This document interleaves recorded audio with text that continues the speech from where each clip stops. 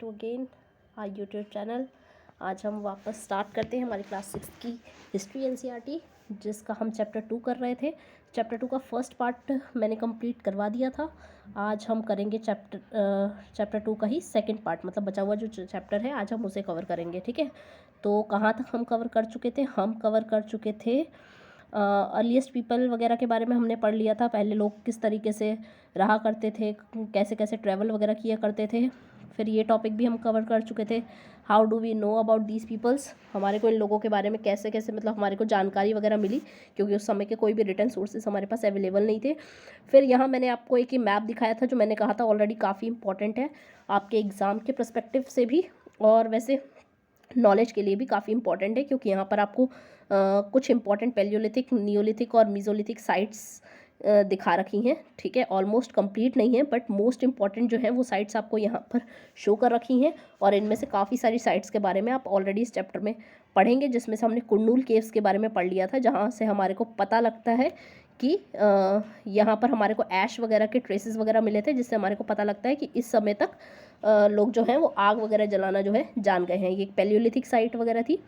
ठीक है, और इससे रिगार्डिंग मैंने कहा भी था अगर टाइम मिलेगा मेरे को तो इसके लिए मैं एक सेपरेट जो मैप है, मतलब तीनों साइट्स वगैरह के लिए सेपरेट मैप वगैरह जो है वो आपको ड्रॉ करके और शो करूँगी, कि जहाँ पर जिसके अंदर सारी आपकी इंपॉर्टेंट साइट्स वगैरह और वहाँ पर किस किस चीज़ की डिस्कवरी वगैरह हुई है उसके बारे में दिखाऊंगी। ठीक है, बट फर्स्ट पहले हम चैप्टर कंप्लीट कर लेते हैं। ये भी हम पढ़ चुके थे कुर्नूल केव्स के बारे में। हाँ, आज हमारे को पढ़ना है यहाँ से नेम्स एंड डेट्स के बारे में। Archaeologist have given lengthy names for the time that we are studying. Archaeologist जो है उन्होंने काफ़ी लंबे लंबे नाम दिए हैं हमारे को, जो भी जिस पीरियड के बारे में, जिस टाइम पीरियड के बारे में भी हम पढ़ रहे होते हैं। जैसे उन लोगों ने जो भी एंशियंट हिस्ट्री जो हमारी है उसे 3 फेजेस में डिवाइड किया है, that is Palaeolithic, mesolithic and Neolithic time period. ठीक है, जिसमें से सबसे लंबी जो आपकी टाइम पीरियड है वो पैलियोलिथिक है। इनफैक्ट ये इतना लंबा है कि पैलियोलिथिक को आपको फर्दर 3 पार्ट्स में डिवाइड करना पड़ जाएगा, लोअर, मिडल और अपर पैलियोलिथिक टाइम पीरियड। ठीक है, तो इसमें पैलियोलिथिक टाइम पीरियड जो है वो सबसे ज़्यादा लंबा है। तो कब से कब तक ये शुरू हुआ? जैसे हमने देखा था 2 मिलियन ईयर्स पहले से पैलियोलिथिक टाइम पीरियड जो है वो शुरू हुआ, और कब तक चला? ये 12,000 साल तक, 2 मिलियन ईयर से लेकर 12,000 साल तक आपका सिर्फ पैलियोलिथिक टाइम पीरियड चला है। पैलियोलिथिक नाम कहाँ से पड़ा है? तो this comes from Greek words. देखिए, इंग्लिश के आपके मोस्टली जितने भी अक्षर वगैरह होते हैं वो या तो ग्रीक या लैटिन वर्ड्स वगैरह से आप देखेंगे। मोस्टली, मैं ये नहीं कह रही हूँ कि सारे, बट मोस्टली जो है आपके डिराइव होते हैं वो ग्रीक वर्ड से या फिर लैटिन वर्ड से। ठीक है, तो पैलियोलिथिक जो टर्म है ये ग्रीक वर्ड के कॉम्बिनेशन से बना है। पैलियो का मतलब होता है ओल्ड और लिथोस का मतलब होता है स्टोन। तो स्टोन एज के बारे में हम ये पढ़ रहे हैं, तो पैलियो का मतलब हो गया ओल्ड, ओल्ड स्टोन एज हो गया पैलियोलिथिक का मतलब। ठीक है, ये 2 मिलियन ईयर से लेकर 12,000 ईयर्स तक चला है। ठीक है, और इसे फर्दर डिवाइड करना पड़ा है lower Palaeolithic, middle Palaeolithic and upper Palaeolithic. ऐसा माना जाता है कि 99% ऑफ ह्यूमन हिस्ट्री अकेले इस पैलियोलिथिक पीरियड में ही कवर हुआ है। ठीक है, the period when we find environmental changes beginning about 12,000 years ago। जो हमारे पर्यावरण में जो भी बदलाव वगैरह आए ना, मतलब देखो पृथ्वी भी शुरुआत से बिल्कुल एज इट इज़ ऐसी नहीं थी ना, पहले बहुत गर्म थी, फिर ठंडी होने लगी, धीरे धीरे नॉर्मल उसमें टेम्परेचर में आई, जहाँ पर फिर लिविंग ऑर्गेनिज्म वगैरह जो हैं वो आने मतलब उत्पन्न होने लग गए पृथ्वी पर। ठीक है, तो जो हमारे पर्यावरण में जो बदलाव हमारे को देखने को मिलते हैं वो 12,000 साल पहले हमारे को देखने को मिले, जहाँ पर जिसे हम मीजोलिथिक पीरियड टाइम पीरियड कहते हैं। और ये कब से कब तक चला? 12,000 साल से लेकर 10,000 साल तक टाइम पीरियड ये चला है। मीजोलिथिक को भी ऐसे ही 2 उसमें डिवाइड करें तो मीजो प्लस लिथिक। मीजो का मतलब होता है मिडल और लिथिक का मतलब जैसे हमें पता है स्टोन। ठीक है, तो मीजोलिथिक मतलब मिडल स्टोन एज। ठीक है, stone tools found during this period are generally tiny and are called microliths. इस समय पर जो भी हमारे को टूल्स वगैरह जो भी मिले हैं स्टोन वगैरह के, वो काफ़ी छोटे हुआ करते थे, इस वजह से इन्हें माइक्रोलिथ्स भी कहा जाता था। ठीक है, microliths were probably stuck on to handles of bones और wood to make tools such as saws and sickles. ये जो टूल्स वगैरह जो होते थे इन्हें, मतलब छोटे छोटे जो पत्थर वत्थर होते थे, इन्हें या तो बोन्स वगैरह या वुड वगैरह के साथ मतलब जोड़ लिया जाता था, अटैच किया जाता, किसी चीज़ से बांध लेते थे ताकि वो किसी फर्दर टूल के रूप में यूज़ कर सकें। ठीक है, at the same time older varieties of tools continue to be in use. और ऐसा नहीं है कि जो पहले के जो टूल्स वगैरह यूज़ कर रहे थे वो इस समय तक ख़त्म हो गए थे, बट कम हो गए थे, ठीक है। अच्छा गाइस, मैं बीच बीच में ना इंग्लिश हिंदी थोड़ा सा मतलब मिक्स आउट हो जाता है करके, क्योंकि मुझे एग्जैक्टली जब हिंदी के कुछ वर्ड्स वगैरह सडनली याद नहीं आ रहे होते तो मैं इंग्लिश वर्ड यूज़ कर लेती हूँ। होप इससे कोई प्रॉब्लम नहीं है, अगर कोई इशू हो तो फिर भी आप मुझे बता सकते हैं कमेंट सेक्शन में, ठीक है। द नेक्स्ट स्टेज फ्रॉम उसके बाद आपका जो नेक्स्ट स्टेज है वो है नियोलिथिक, यानी 12,000 से लेकर 10,000 साल तक मीजोलिथिक आपका टाइम पीरियड चला, और 10,000 साल पर आपका नियोलिथिक टाइम पीरियड शुरू हुआ। यहाँ पर इंसान जो है वो फार्मिंग वगैरह खेती बाड़ी जानने लग गया, ठीक है। We have also mention the names of some places, ठीक है। यहाँ पर आपको कुछ जगह वगह के नाम वाम भी नीचे बताए जाएंगे, मतलब जैसे मैंने बताया ऊपर जो साइट्स वगैरह आपको दिखाई गई हैं उनके बारे में आपको चीज़ें बताए जाएंगे। तो देखो, पैलियोलिथिक टाइम पीरियड में इंसान कुछ नहीं जानता था, सब कुछ वो सीख रहा था, धीरे धीरे जान रहा था चीज़ें। मीजोलिथिक टाइम पीरियड पे उसने ऑब्जर्व किया, एनवायरनमेंट में बदलाव आ रहे थे, चेंजेस आ रहे थे, ठीक है। उसके अकॉर्डिंग जो जानवर वगैरह थे, इंसान वगैरह उस समय के सबके बिहेवियर पैटर्न में कुछ कुछ चेंजेस आ रहे थे, तो उस समय पर वो चीज़ों को ऑब्जर्व कर रहा था। और नियोलिथिक टाइम पीरियड में वही जो मीजोलिथिक टाइम पीरियड पे उसने अपने एनवायरनमेंट में जो भी चीज़ें ऑब्जर्व वगैरह की, नियोलिथिक टाइम पीरियड पे उसी को उसने यूज़ करके फार्मिंग वगैरह जो है वो शुरू कर दिया, ठीक। A changing environment. Around 12,000 years ago, there were major changes in the climate of the world with a shift to relatively warm conditions. 12,000 साल पहले जो है आपके पूरे दुनिया भर के जो क्लाइमेट वगैरह है उसमें, क्योंकि पूरी पृथ्वी पर ही कुछ चेंजेस वगैरह आ रहे थे क्लाइमेट में, तो इसके अकॉर्डिंग पूरे वर्ल्ड के क्लाइमेट पे कुछ चेंजेस आ रहे थे। आपका जो आपका एटमॉस्फेयर वगैरह जो भी चीज़ें थी थोड़ी सी वार्म हो रही थी कंडीशन, मतलब गर्माहट आ रही थी चीज़ों में, उसके अकॉर्डिंग वेजिटेशन वगैरह में भी काफ़ी बदलाव आ रहा था। In many areas this led to the development of grassland. इसी वजह से बहुत सारी जगहों पर ग्रासलैंड्स मतलब अच्छी खासी घास वगैरह, हरियाली वगैरह उगने लग गई, ठीक है। क्योंकि जैसा आपको पता है कि थोड़ी जहाँ गर्माहट वगैरह होती है वहाँ आपका इवापोरेशन वगैरह होगा, ठीक है, बारिश वगैरह अच्छी होगी, तो उसके अकॉर्डिंग ग्रीनरी आपकी वेजिटेशन वगैरह भी काफ़ी अच्छा होगा। This is led to the, और जब ग्रीनरी इंक्रीज होगी तो उसके अकॉर्डिंग भाई जो जानवर वगैरह जो ये सब घास वास या हरी भरी चीज़ें वगैरह खाते हैं उनकी भी जनसंख्या बढ़ेगी, ठीक है। तो इसी वजह से, क्योंकि जैसे ग्रासलैंड्स वगैरह इंक्रीज हो रहे थे उसी के अकॉर्डिंग कुछ जानवर वगैरह भी जो है उनकी भी जनसंख्या में वृद्धि हो रही थी, जैसे कि डियर, एंटलोप, गोट, शीप, कैटल, ये कुछ जानवर वगैरह हैं जो ग्रास वगैरह खाकर सर्वाइव करते हैं, जीते हैं, तो इनकी तादाद में भी वृद्धि हो रही थी। Those who hunted these animals now followed them, और जो इनका शिकार करते थे वो इनको फॉलो कर रहे थे, जैसे कि हमने फर्स्ट उसमें पढ़ा था कि भाई वो जो भी शिकार वगैरह करते थे वो इन्हें फॉलो भी करते थे, ताकि इसी के बहाने वो एक जगह से दूसरी जगह मूव आउट भी करते रहते थे। Learning about their food habits and their breeding seasons, इसके ज़रिए वो क्या जान पा रहे थे, एक तो ये इन जानवरों को कि भाई ये जानवर क्या क्या चीज़ें खाते वाते हैं, ठीक है, और भाई कैसे सर्वाइव करते हैं, और दूसरा उन्हें क्या, इनके ब्रीडिंग सीजन्स के बारे में, मतलब ये भाई इनकी जनसंख्या वगैरह जैसे बढ़ रही थी करके, तो वो जान पा रहे थे कि भाई वो किस किस सीज़न में वगैरह ब्रीड करते हैं, मतलब 1 से 2 जन्म वगैरह देते हैं अपने बच्चे वगैरह को, ठीक है। It is likely that this help people to start thinking about herding and rearing these animals themself, और जैसा कि वो एनवायरनमेंट में भी बदलाव देख रहे थे, ठीक है, फिर इन जानवरों वगैरह को भी फॉलो कर रहे थे, इसी से पता लगता है कि इस टाइम पर फिर वो ऑब्जर्व जैसे जो कर रहे थे ना, यही चीज़ उन्होंने नियोलिथिक टाइम पीरियड वगैरह पे यूज़ किया, और वो हर्डिंग और रियरिंग मतलब धीरे धीरे पशुपालन वगैरह भी सीखने लग गए।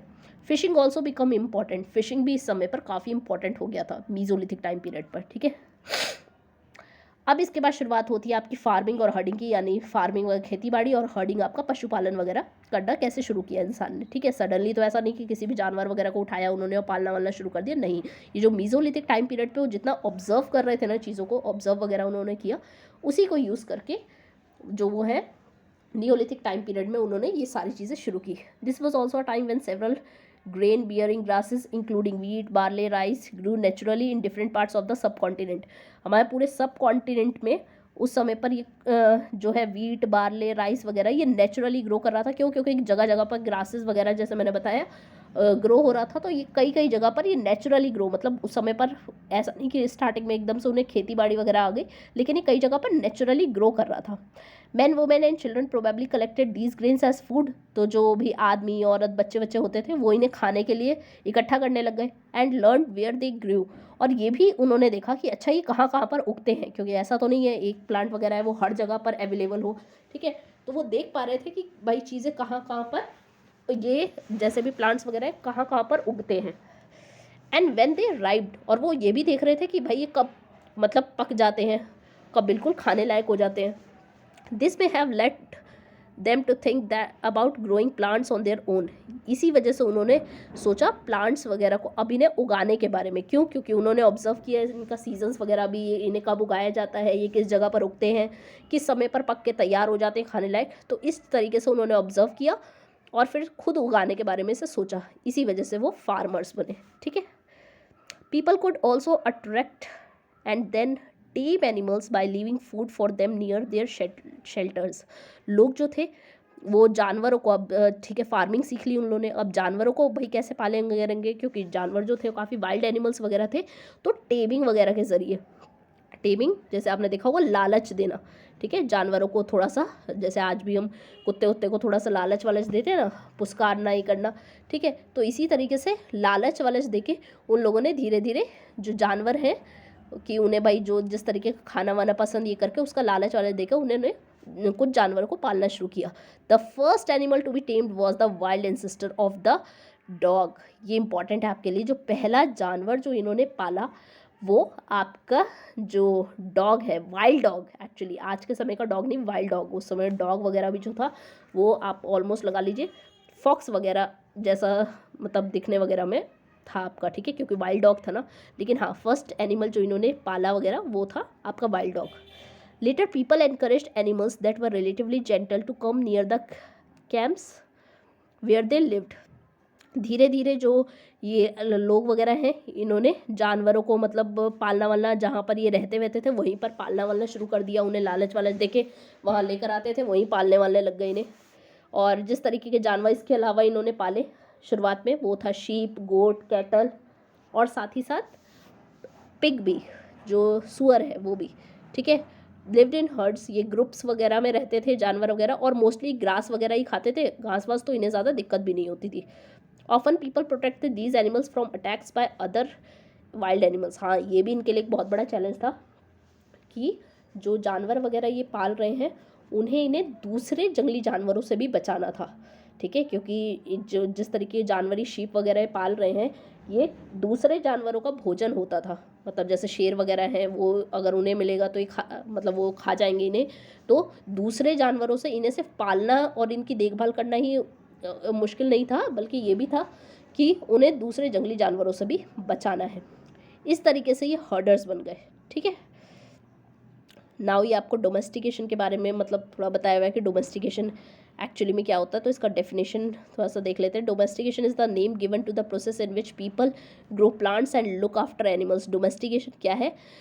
एक ऐसी प्रक्रिया जिसमें लोग प्लांट्स वगैरह उगाना सीखते हैं, पेड़ पौधे वगैरह उगाना सीखते हैं, और साथ ही में जानवरों का ध्यान रखना, जानवरों को पालना वालना शुरू करते हैं, उसे डोमेस्टिकेशन कहा जाता है, ठीक है। और देखो एक चैलेंज ये भी था, इनके सामने चैलेंजेस तो कई सारे थे, क्योंकि भले ही मान लो अब इन्होंने ऑब्जर्व करके ये चीज़ देख लिया था कि अच्छा भाई जानवर वगैरह में ब्रीडिंग किस तरीके से होती है, उन्हें क्या क्या खिलाना है, क्या और खिलाने पिलाने के लिए ग्रास व्रास की चीज़ें वगैरह भी इन्हें आसपास में अवेलेबल हो जा रही है। बट अभी ये भी चैलेंज था इनके लिए कि किस तरीके का, ऐसा नहीं ना कोई भी जानवर उठा के नहीं पाल सकते, किस तरीके का जानवर पाले, फिर उसे दूसरे वाइल्ड एनिमल्स वगैरह से बचाना भी था। साथ ही साथ अब उस समय में कोई ऐसा जानवर भाई जिसे आसानी से बीमारी वगैरह हो जाए, ये करके अगर उस तरीके से पाल लें तो इनकी खुद की जान को भी खतरा हो जाता था। तो इनके सामने कई सारे चैलेंजेस वगैरह थे, ठीक है, जिसे इन्होंने ओवरकम किया और उसके बाद ये धीरे धीरे फार्मिंग और हर्डिंग शुरू की, ठीक है। तो ये आपको ऑल सब डोमेस्टिकेशन के बारे में ही बताया हुआ है। Domestication was a gradual process that took place in many parts of the world. It began about 12,000 years ago. That is important कि डोमेस्टिकेशन जो है वो भी आज से लगभग 12,000 साल पहले यानी मीजोलिथिक टाइम पीरियड वगैरह में शुरू हुआ धीरे धीरे करके, ठीक है। Now a new way of life. If you plant a seed, अब नया तरीका क्या था जीवन जीने का। If you plant a seed you will notice that it takes some time to grow. जब भी आप किसी पौधे का बीज लगाते हैं तो आप देखते हैं उसे उगने में कुछ समय लगता है। This may be for several days, कुछ दिन लग सकते हैं, कभी कभी किसी को कुछ हफ्ते लग जाते हैं, कुछ महीने लग जाते हैं, और कभी कभी साल भी लग जाते हैं, ठीक है। When people begin growing plants, जब लोगों ने प्लांट्स वगैरह उगाने शुरू किए, मतलब जब उन्होंने कृषि वगैरह शुरू की, फार्मिंग शुरू की, it meant that they had to stay in the same place for a long time. हाँ, जैसे हमारे को पता था कि ये लोग शुरुआत से भाई हंटर्स और हंटर गैदरर्स वगैरह थे कि एक जगह पर ये कहीं रहते वहते नहीं थे। लेकिन जब इन्होंने कृषि करना शुरू किया, फार्मिंग करना शुरू किया, तो एक चैलेंज ये भी था कि अब इन्हें एक ही जगह पर रहकर और जो भी इन्होंने प्लांटेशन वगैरह किया उसको बड़े होने का इन्हें वेट करना है। क्यों? क्योंकि ऐसा नहीं ना कि पौधा वौधा लगाया और फिर किसी दूसरी जगह वगैरह चले गए तो पीछे से भाई कोई जानवर वानवर खा जाएगा उसे, ठीक है। तो अब अगर फार्मिंग वगैरह करनी है इन्हें, तो इन्हें एक ही जगह पर लंबे लंबे समय तक रहना पड़ता था, पौधों को पानी देना पड़ता था, वेडिंग ड्राइविंग, मतलब जो आज जो किसान वगैरह चीज़ करते हैं वो सारी चीज़ें इन्हें खुद से, और पहले इतना टेक्नोलॉजी वगैरह भी चीज़ें नहीं थी तो वो सारी चीज़ें इन्हें करनी थी। फिर पशु पक्षियों से भी बचाना था जब तक कि वो ग्रेन्स वगैरह जो है वो पक नहीं जाए, मतलब जो अनाज वगैरह है वो जब तक पक नहीं जाए तब तक पक्षी वगैरह से भी, जैसे आज भी आपने देखा है कि किसान वगैरह जो है वो अपने खेत वेत में काफ़ी सारी चीज़ें करते हैं पक्षियों से वो बचाने के लिए। एक वो I don't know what is, मेरे को इंस्टेंटली नाम याद नहीं आ रहा है, जो खेत वेत में पुतला टाइप का जो लगाते हैं, ठीक है, ताकि जो आपके बर्ड वगैरह जो है वो अनाज वगैरह बर्बाद ना कर दें, ठीक है। फिर और कुछ जंगली जानवर वगैरह से भी बचाना, ठीक है। तो ये चैलेंज उस समय पर भी इनके लिए था। As grain had to be stored for both food and seed, people had to think of ways of storing it. फिर जब ज़्यादा अनाज उगने लग गया तो अब इंसान ये भी सोचने लग गया कि भाई इसे बचाए कैसे, मतलब स्टोर करके कैसे रखे, कहाँ स्टोर करें, ठीक है। आज तो आपके पास स्टोर वगैरह करने की काफ़ी सारी चीज़ें, लेकिन उस समय पर सोचने लग गया कि अच्छा ये अनाज भाई फालतू है तो अब इसे स्टोर कैसे करें। इन many areas they begin making large clay pots, तो इससे अब उन्हें ना क्या पॉट्स बनाने, क्ले पॉट्स, मिट्टी के घड़े बर्तन वगैरह बनाने इन्होंने शुरू किए। और वो बास्केट्स, इसके अलावा कुछ बास्केट्स वगैरह जैसे जो बनती है टोकरियाँ वगैरह, ये इन्होंने कई जगह पर, और फिर ये कहाँ इन्हें रखते थे, जैसे पॉट्स वॉट्स है, बास्केट वास्केट, इसमें अनाज वनाज भर के ग्राउंड में यानी ज़मीन में गड्ढे वगैरह करते थे, उसमें ये उन्हें दबा कर रखने लग गए, ठीक है। नाउ स्टोरिंग एनिमल्स, अब जानवरों को भाई कैसे, मतलब स्टोर, यहाँ पर स्टोरिंग एनिमल्स का मतलब ये नहीं है कि जानवरों को स्टोर करके रख देना, बट ये कि जानवर वगैरह को जो ये मतलब बचाते, जानवर वगैरह इनके किस तरीके से काम आ रहे थे। एनिमल्स मल्टीप्लाई नेचुरली, अब एनिमल्स भाई खुद से रिप्रोडक्शन उनके चलता रहता है, ठीक है। Besides if they are looked after carefully they provide milk, और भाई इन्हें ध्यान, जैसे ही जानवरों का ध्यान व्यान रख रहे थे तो चलो प्लांटेशन वगैरह कर रहे थे समझ में आया, पर जानवरों का जो पशुपालन कर रहे थे उससे इन्हें क्या फ़ायदा था। तो जानवरों का जिनको ये पाल रहे थे उनसे इन्हें दूध मिल जाता था, वो भी एक खाने की भाई इंपॉर्टेंट सोर्स ऑफ फूड है। मीट मिल जाता था, ठीक है, क्योंकि ये शुरू से भाई हंटिंग वगैरह करके खाते वाते थे चीज़ें, ठीक है। और कभी कभी in other words animals that are reared can be used as a store of food, तो ये जो जानवर वगैरह जो ये पाल रहे थे ये एक तरीके से आप ये कह लीजिए कि खाने का ये भी इनके लिए भंडार ही था एक तरीके से, ठीक है। कि जानवर वानवर जो पाल रहे हैं वो भी ये ऐसे ही बेवजह नहीं पाल रहे थे, वो भी इनके खाने पीने की ही चीज़ों के काम आ रहे थे, ठीक है। Now finding out about the first farmers and herders, तो आपका फिर आपको पेज नंबर 13 पर कह रहा है कि आपको मैप में देखिए ब्लू स्क्वायर्स आपको दिख रहे होंगे, देखते हैं आइए मैप में।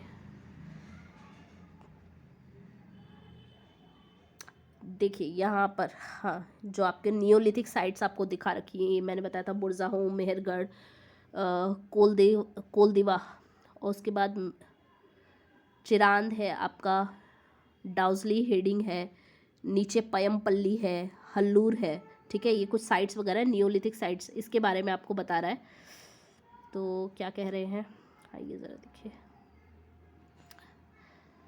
Each marks a site from where archaeologist have found evidence of early farmers and herders, ये वो साइट्स हैं, इन्हें नियोलिथिक साइट्स क्यों कहा गया, क्योंकि ये वो साइट्स हैं जहाँ पर आर्कियोलॉजिस्ट को ऐसे प्रूफ मिले हैं कि यहाँ पर जो इंसान रहते थे वो फार्मिंग वगैरह और हर्डिंग मतलब पशुपालन करना जान गए थे।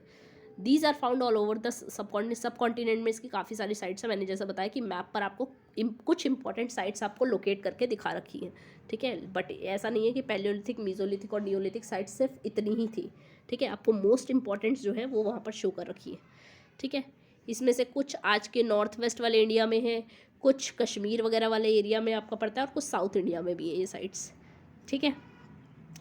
To find out whether these sites were settlements of farmer herder, scientists study evidence of plants and animals bone. यहाँ से जो भी plants और animals वगैरह के traces वगैरह मिले हैं उन्हें ये जो वैज्ञानिक वगैरह हैं, आर्कियोलॉजिस्ट वगैरह, उसकी स्टडी वगैरह उन लोगों ने की और हमारे को ये सारी चीज़ें बताई जिसको आज हम पढ़ के जान पा रहे हैं. ठीक है. Now towards a settled life. अब लोगों ने बसना कैसे शुरू किया, सेटल्ड लाइफ कैसे भाई शुरू हुई. Archaeologist have found traces of huts और home houses at some sites. Archaeologist को कुछ जगह पर झोपड़ी या कुछ घर वगैरह के ना ट्रेसेस वगैरह मिले हैं. मतलब ऐसे नहीं कि बने बने घर मिल गए, ठीक है, लेकिन जैसे टूटा फूटा कुछ भी भाई चीज़ वगैरह जो उन्हें मिली होगी उनकी उसकी स्टडी करके भाई पता लगा कि ऐसे ये झोपड़ी हुआ करते थे, घर हुआ करते थे. तो कुछ ऐसी साइट्स वगैरह भी मिली हैं जैसे कि बुरजा होम जो कि आज के कश्मीर वाले इलाके में पड़ती है. यहाँ पर क्या मिली है, इंपॉर्टेंट है, ये अंडरलाइन कर लीजिएगा. बुरजा होम में क्या हमारे को कुछ पिट हाउसेस मिले हैं, मतलब गड्ढे के अंदर घर बना कर रहते थे. Which were dug into the ground with steps leading into them. मतलब ऊपर की तरफ जैसे सीढ़ियाँ से बनाते और नीचे की तरफ गड्ढा खोद के और उसके अंदर छोटा जैसे उसमें गड्ढा खोद के और उसके अंदर ये लोग रहते थे. ठीक है. These may have provided shelter in cold weather.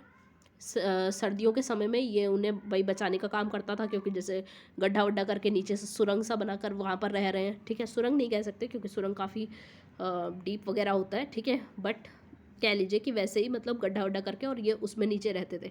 Archaeologist have also found cooking hearths both inside and outside the hut. और कैसे पता लगा कि ये लोग यहाँ रहते थे, क्योंकि आर्कियोलॉजिस्ट को सिर्फ ये भाई सिर्फ पिट हाउसेस नहीं मिले हैं बल्कि यहाँ पर कुछ ऐसे बर्तन वर्तन जिसमें कुकिंग वगैरह की जाती थी. ठीक है.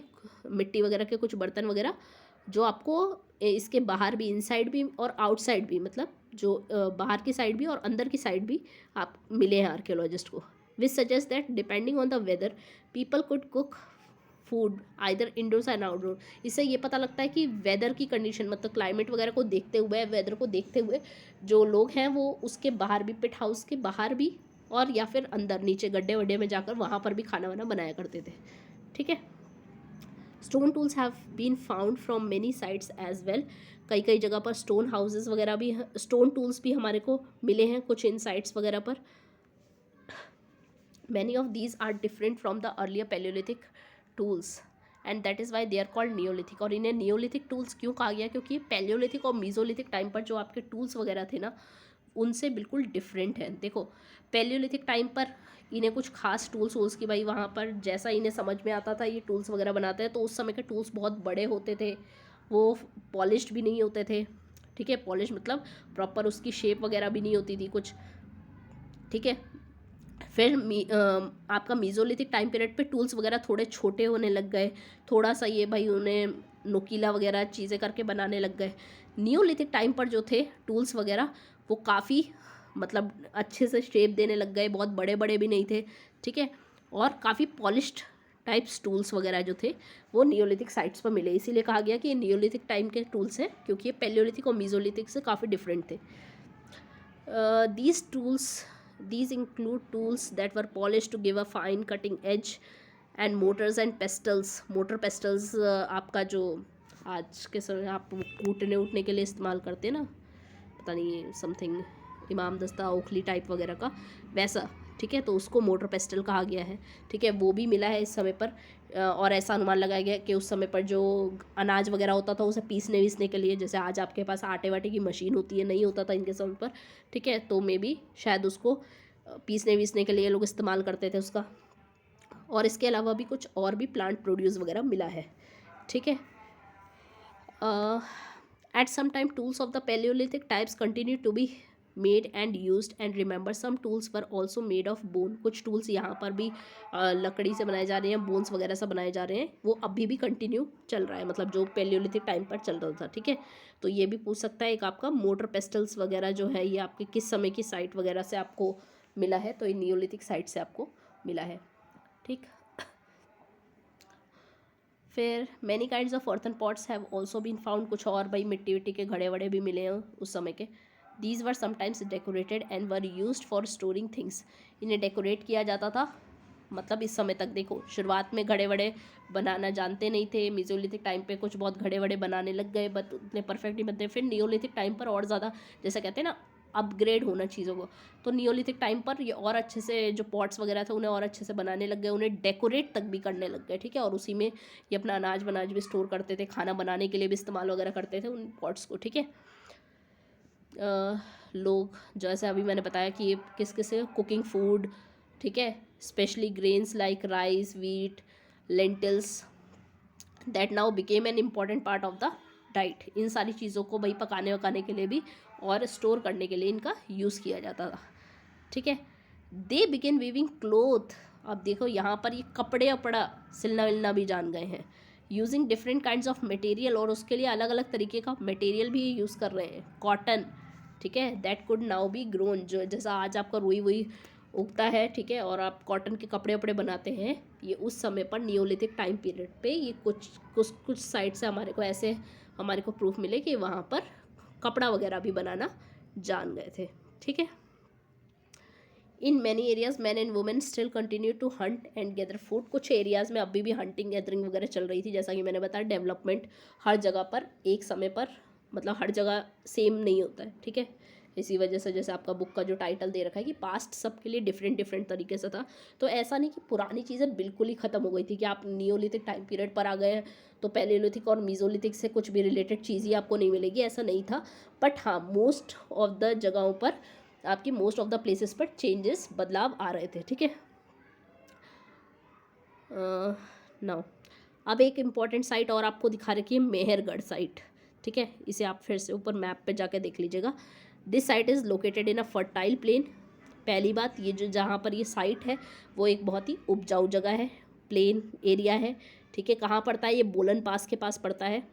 आई होप पासेस आपको पता है, अगर नहीं पता है तो दो माउंटेन्स के, जैसे एक माउंटेन रेंज है तो दो माउंटेन्स के बीच का जो रास्ता नेचुरली बना हुआ होता है ना आने जाने के लिए, बीच में से जैसे कोई रोड वोड जा रही है करके, तो उसे पास कहा जाता है। तो बोलन पास के पास पड़ता है ये, which is one of the most important routes into Iran, ठीक है, जो कि ईरान की तरफ जाने के लिए, ठीक है, बीच में ये जो पास वगैरह पड़ता है तो इंडिया से ईरान जाने के लिए बीच का रूट है, रास्ता है। Mehrgarh was probably one of the places where people learn to grow barley and wheat. Mehrgarh जो है वो Mehrgarh was probably one of the places, हाँ, मेहरगढ़ भी उन जगहों में से एक है जहाँ पर लोग जो है वो बार्ले और वीट का उगाने मतलब लग गए थे। बार्ले और वीट का प्रोडक्ट मैंने सबसे पहले बताया था कहाँ पर उगाया गया था, तो ये सुलेमान किरथार रेंज वगैरह पे वहाँ उगाया गया था। तो मेहरगढ़ भी उन्हीं साइट्स में से एक है जहाँ लोग बार्ले और वीट वगैरह उगाना जान गए थे, ठीक है, क्योंकि यहाँ पर हमारे को उसके ट्रेसेस मिले हैं। एंड रियर शीप, और इसके अलावा किन जानवरों को ये पाल रहे थे? शीप और गोट को यहाँ पर पाला गया था। तो ये इंपॉर्टेंट है आपका, ठीक है, कि मेहरगढ़ जो साइट है, पहला तो ये कहाँ पड़ता है, दूसरा यहाँ पर किस तरीके की क्रॉप्स वगैरह उगाई जा रही थी, और तीसरा पशुपालन, यहाँ पर किस तरीके के पशु वगैरह जो है वो पाले जा रहे थे। It is one of the earliest villages that we know about.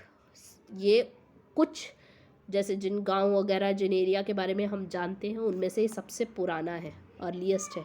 At this site many animals bones were found. यहाँ पर कुछ एनिमल बोन्स भी हमारे को मिली हैं, बोन्स ऑफ वाइल्ड एनिमल्स, जंगली जानवर जो उस समय के थे जैसे डियर और पिग।